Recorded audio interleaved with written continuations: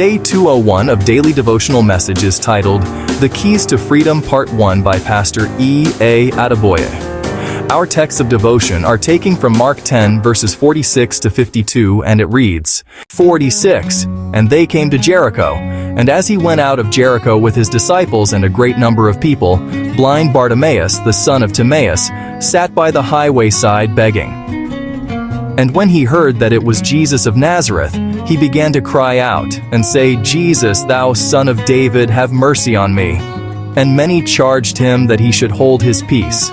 But he cried the more a great deal, Thou son of David, have mercy on me. And Jesus stood still, and commanded him to be called. And they called the blind man, saying unto him, Be of good comfort, rise, he calleth thee. And he, casting away his garment, rose and came to Jesus. And Jesus answered and said unto him, What wilt thou that I should do unto thee? The blind man said unto him, Lord, that I might receive my sight. And Jesus said unto him, Go thy way, thy faith hath made thee whole. And immediately he received his sight, and followed Jesus in the way. Memory verse, For he shall deliver the needy when he crieth, the poor also, and him that hath no helper. Psalm 72:12. Message. God does not want anyone to be under Satan's yoke. This is why Jesus said, Come unto me, all ye that labor and are heavy laden, and I will give you rest. Matthew 11:28. God is more than able to break the enemy's yoke over anyone. Isaiah 10:27. But such a person must first admit that he or she needs to be delivered. Years ago, a man brought his wife to me and said, Daddy, help me.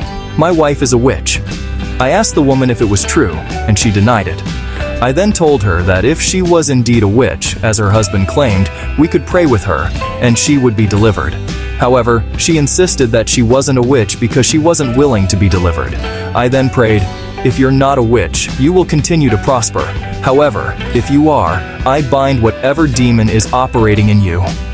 3 months later, she was brought back to me with her body so swollen, as she had doubled in size.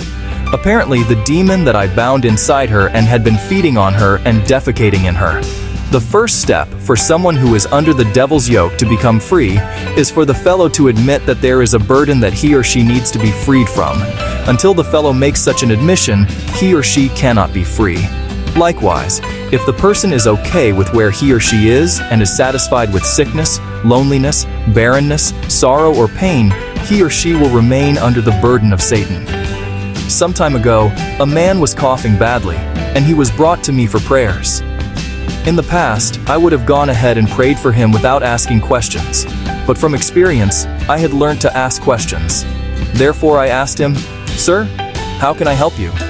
Even though it was clear that he was sick, I knew that I needed to ask him what he really wanted, just as Jesus asked Bartimaeus what he wanted in today's Bible reading. To my surprise, the man said, I want you to pray that the cough leaves slowly. Beloved, are you under Satan's yoke in any area of your life? Admit that you need God's help and cry to Him to break it off immediately and completely.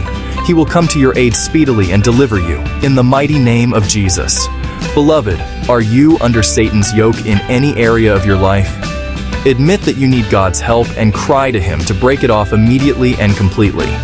He will come to your aid speedily and deliver you, in the mighty name of Jesus. Key point. The first step to gaining freedom from the devil's yoke is to admit the need for help.